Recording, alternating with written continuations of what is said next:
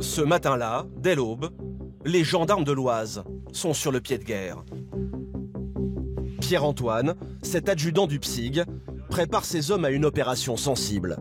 Si son appartement il donne là, il va avoir une vue directe sur nous, peu importe où on se mettra. On va le prendre au plus direct. Au plus direct. Par la place de l'église, regarde, t'as les emplacements pour stationner là-bas. Pour l'occasion, le peloton d'intervention a sorti la grosse artillerie. Valentin, tu seras avec le lanceur de 40, cellule et frac avec Steve. Ensuite, on va avoir... Pierre, tu seras équipé UMP9. Taser, gilet pare-balles et armes lourdes. Un arsenal, car il va falloir interpeller un homme particulièrement violent. Donc on a hier soir un individu qui a exercé des violences à l'égard de sa maman. Donc lui c'est un individu âgé de 45 ans, il s'en est pris à sa mère âgée de 70 ans, ils vivent ensemble dans le même logement. La maman a été hospitalisée et elle présente une incapacité totale de travail de 3 semaines. L'homme a tabassé sa propre mère.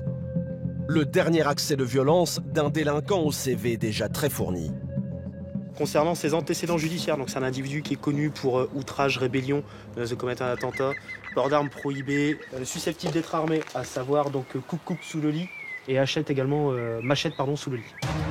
Pierre-Antoine et ses hommes vont donc devoir débusquer cet homme chez lui, alors qu'il est armé. Avec ce genre de forcené, la moindre erreur coûte cher. Le PSIG doit intervenir le plus vite possible.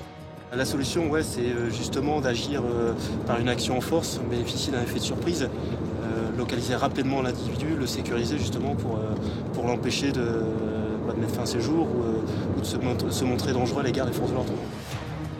Au petit matin, Et tu te stationneras derrière les haies là. les hommes du PSIG investissent cette petite résidence. C'est bon, allez en avant. L'homme habite ce bâtiment. Mais alors que la colonne investit le hall d'entrée, mauvaise surprise.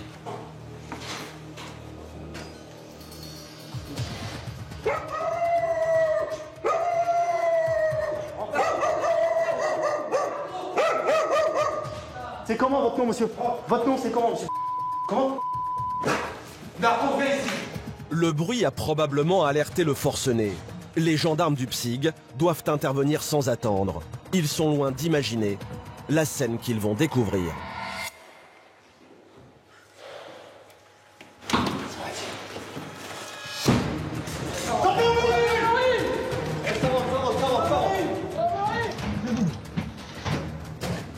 Gendarmerie! Gendarmerie, monte-moi tes mains! Monte tes mains, monte tes mains!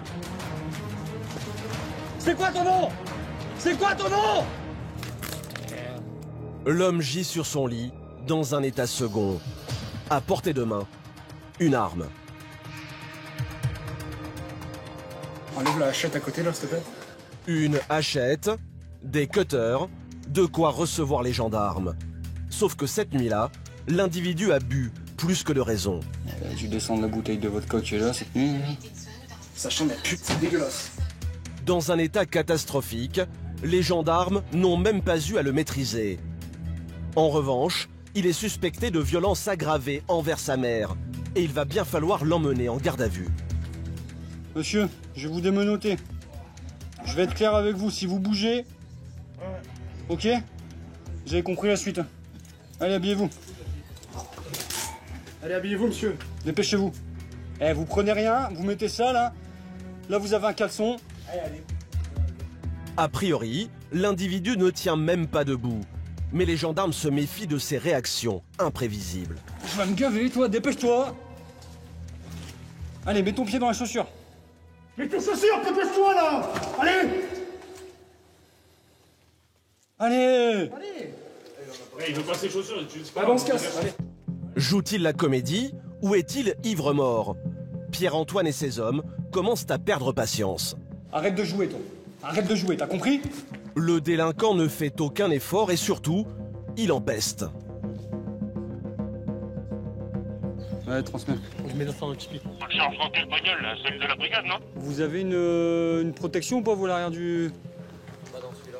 Oh, elle charge dans la Mégane, il y a une protection, ils ont pas de protection sur leur siège. Sérieux, ça va plus, mec.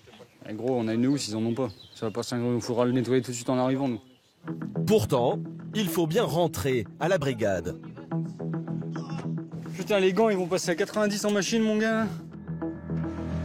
C'est bien la première fois que Vincent est confronté à un tel cas de figure. Heureusement, ça nous arrive pas souvent d'interpeller des gens qui sont dans ces états de saleté, hein, voilà, les conditions sanitaires déplorables. Ça nous arrive pas souvent, mais voilà, il avait quand même une hache dans son lit, un sabre au-dessus et puis une seringue à proximité, donc d'où l'effet de surprise primordial pour nous. Au moins, il a pas eu le temps de réagir. Placé en cellule de dégrisement, l'homme va accaparer la brigade pendant de longues heures dans une ambiance irrespirable. Ah non, non. Si, mais si, mais si. Tiens, Non, mais vas-y, viens. Non. Eh, t'es obligé, viens. Ah.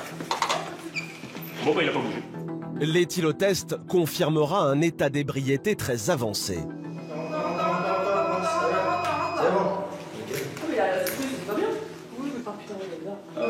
Positif. Ah, il est plein.